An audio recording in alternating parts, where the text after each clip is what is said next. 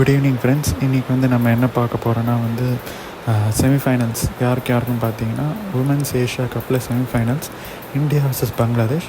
இதில் வந்து பார்த்தீங்கன்னா இந்தியா வந்து பார்த்தீங்கன்னா பங்களாதேஷ் வந்து பார்த்தீங்கன்னா வந்து டாஸ் ஜெயிச்சு பேட்டிங் போடுவாங்க. பங்களாதேஷ் வந்து பார்த்திங்கன்னா பேட்டிங் வந்து ஆட வருவாங்க. இந்தியா சார்பில் பவுலிங் யார் போடுவாங்கன்னு பார்த்தீங்கன்னா ரேணுகா சிங் அவங்க தான் வந்து போடுவாங்க. இதில் வந்து பார்த்திங்கன்னா முதல் ஓவரில் வந்து பார்த்திங்கன்னா 6 அடிப்பாங்க பங்களாதேஷ். அதே ஓவரில் வந்து பார்த்திங்கன்னா சேம் லெக் சைடில் அதே இடத்துல திருப்பி அடிக்கும்போது இந்த தடவை என்ன பண்ணுவாங்க, ஃபீல்டர் வந்து பார்த்திங்கன்னா உமா சேத்ரி வந்து கேட்ச் பிடிச்சிருவாங்க.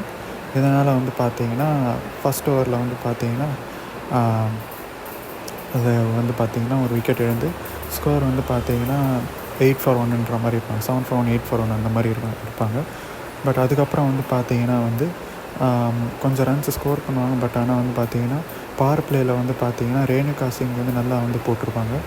அவங்க போட்டுற ஸ்பெல் எல்லாமே வந்து பார்த்திங்கன்னா விக்கெட் வந்துருக்கும். ஸ்பின்னரும் இன்ட்ரடியூஸ் பண்ணியிருப்பாங்க, தனுஜா கன்வார்னு சொல்லி இன்ட்ரடியூஸ் பண்ணியிருப்பாங்க. 3 பவுலர்ஸ் வந்து பவர் பிளேயில் யூஸ் பண்ணியிருப்பாங்க. அதில் வந்து பார்த்திங்கன்னா ரேணுகா சிங் அவங்க வந்து பார்த்திங்கன்னா அவங்க போட்ட 3 ஓவர்லேயும் ஒரு ஓவர்லேயும் வந்து விக்கெட் எடுத்து கொடுத்து பவர் பிளேயில் வந்து பார்த்திங்கன்னா வெறும் பங்களாதேஷ் வந்து 25 for the loss of 3 wickets in 6 overs இருப்பாங்க. அதுக்கப்புறம் வந்து பார்த்திங்கன்னா திரும்பவும் வந்து இவங்களுக்கு கொடுப்பாங்க. யாருக்குன்னா வந்து ரேணுகா சிங்க்கு. அவங்க வந்து பார்த்திங்கன்னா ஒரு மெய்டன் ஓவர் போட்டுருவாங்க. அடுத்த ஒரு மெயினர் ஓவர் ஸ்பெல் மாதிரி போட்டு அதில் வந்து பார்த்திங்கன்னா பங்களாதேஷ் வந்து பார்த்திங்கன்னா அதுக்கப்புறம் எதுவும் கம்பேக் பண்ண முடியாது.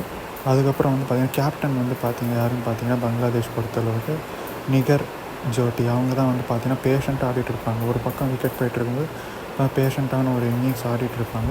அவங்களுக்கு தேவை வந்து ஒரு பார்ட்னர்ஷிப், ஒரு ரீசனபிளான டோட்டல் எடுத்துகிட்டு போகிறாங்க.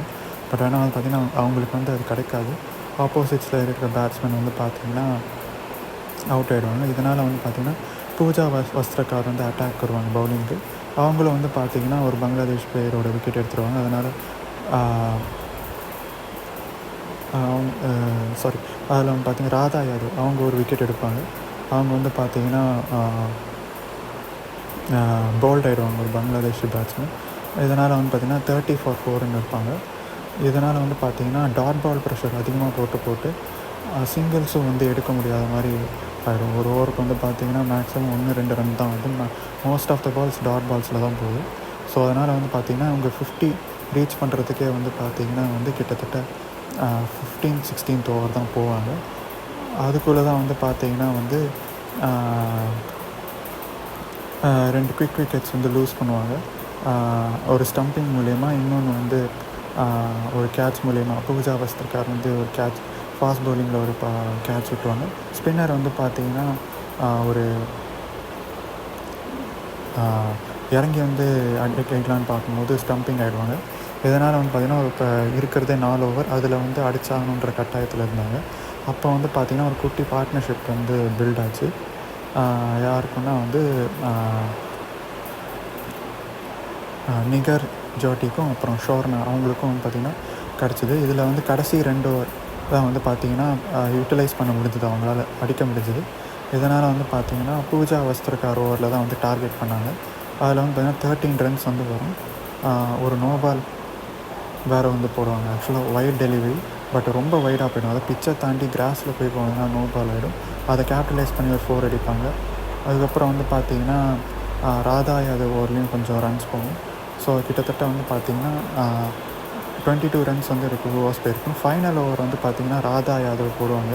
அதில் தான் வந்து பார்த்திங்கன்னா பேட்ஸ்மேன் எப்படி இருந்தாலும் போய் தான் ஆகணும் பெரிய ஷாட்டுக்கு. டோட்டலும் வந்து பார்த்திங்கன்னா ரொம்ப கம்மியான டோட்டல், அதை வந்து ரீசனபிள் டோட்டல் எடுத்துகிட்டு போகணுன்னு பார்ப்பாங்க. ஒரு பெரிய ஷாட் ஆடுவாங்க கேப்டன் நிகர், பங்களாதேஷ் கேப்டன். பட் ஆனால் ஸ்ட்ரைட் டு த ஃபீல்டர் வந்து ஆகிடுவாங்க லாங் ஆனில். அடுத்தது வந்து பார்த்திங்கன்னா வந்து அடுத்த பால் டாட் பால் ஆகும். அடுத்த பால் வந்து போல்ட் ஆகிடுவாங்க இன்னொரு பங்களாதேஷ் பேட்ஸ்மேன். ஸோ இதனால் வந்து பார்த்திங்கன்னா அந்த 20th ஓவர் வந்து பார்த்திங்கன்னா ஒரு மெய்டன் டபுள் விக்கெட் மெய்டன் மாதிரியாக இருக்கும். ஸோ இதனால் பங்களாதேஷ் எவ்வளோ ஃபினிஷ் பண்ணியிருப்பாங்கன்னா 80 for 18 ஃபினிஷ் பண்ணியிருப்பாங்க. இந்தியா வந்து பார்த்திங்கன்னா 81 சேஸ் பண்ணுறதுக்கு வருவாங்க. அதில் வந்து பார்த்திங்கன்னா ஓப்பனிங் பேட்ஸ்மேன் யாருன்னு பார்த்திங்கன்னா ஸ்மிருதி மந்தானா, அதுக்கப்புறம் வந்து பார்த்திங்கன்னா ஷஃபாலி வர்மா, இவங்க ஸ்டார்ட் பண்ணுவாங்க.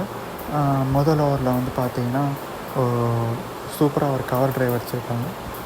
ஆஃப் ட்ரைவ், கவர் ட்ரைவ் மாதிரி சூப்பராக அடிச்சிருப்பாங்க. இதில் வந்து பார்த்திங்கன்னா ஃபஸ்ட் ஓவரில் வெறும் 6 ரன்ஸ் வந்து வந்துடும். அடுத்தது வந்து பார்த்திங்கன்னா அடுத்த ஓவரில் வந்து பார்த்திங்கன்னா வந்து சூப்பராக வந்து ஒரு கட் ஷாட் அடிப்பாங்க. அடுத்த ஓவர் வந்து பார்த்திங்கன்னா 10 ரன்ஸ் கிட்ட போயிருக்கும், 16 அந்த மாதிரி வந்து போயிருக்கும்.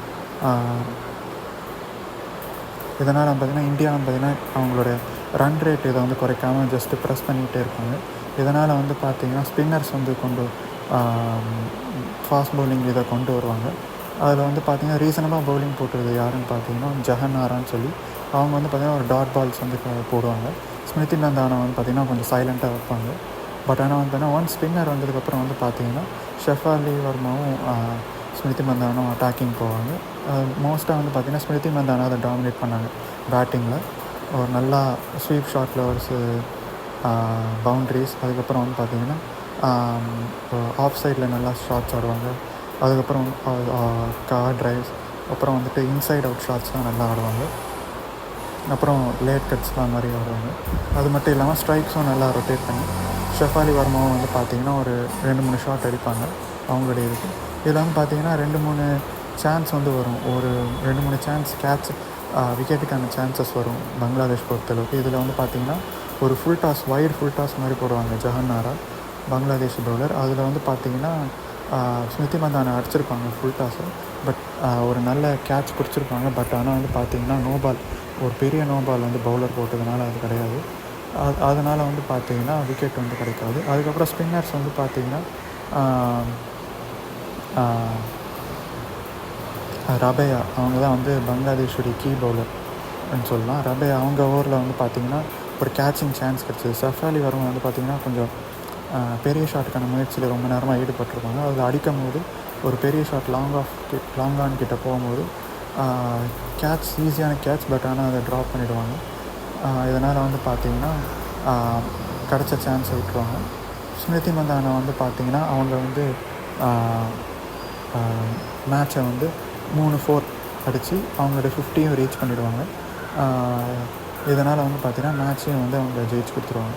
அவங்க வந்து பார்த்திங்கன்னா 55 ரன்ஸ் ஸ்கோர் பண்ணியிருப்பாங்க. ஷெஃபாலி வர்மா வந்து பார்த்திங்கன்னா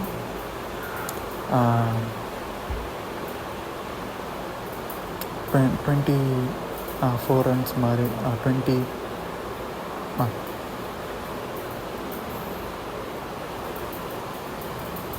26 ரன்ஸோ 24 ரன்ஸ் மாதிரி இருக்கும் ஸ்கோர் பண்ணிப்பாங்க. இதனால் வந்து பார்த்திங்கன்னா 83 ஃபார் நோ லாஸ். இந்தியா வந்து பார்த்திங்கன்னா 10 விக்கெட்ஸில் வந்து ஜெயிச்சிருப்பாங்க.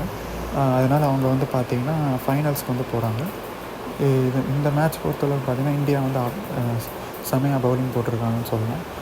நல்லா கண்டெயின் பண்ணி மோஸ்ட்டாக பார்த்ததுன்னு அப்சர்வ் பண்ணி பார்த்தீங்கன்னா டாட் பால் ப்ரெஷர், ஃபீல்டை நல்லா அக்ரெசிவ் ஃபீல்ட் செட் மாதிரி செட் பண்ணி ரன்ஸ் வந்து போகாமல் டாட் பால் ப்ரெஷர் போட்டு பேட்ஸ்மேனை மிஸ்டேக் பண்ணுற அளவுக்கு பண்ணியிருக்காங்க. அது பங்களாதேஷ் அந்த மாதிரி பண்ணல, கொஞ்சம் வந்து பார்த்திங்கன்னா ஈஸியாக ரன்ஸ் கொடுத்தா மாதிரி இருந்தது. ஸோ அதனால் பார்த்திங்கன்னா இந்தியாவுக்கு வந்து ஃபேவரபுளாக ஆகிடுச்சு.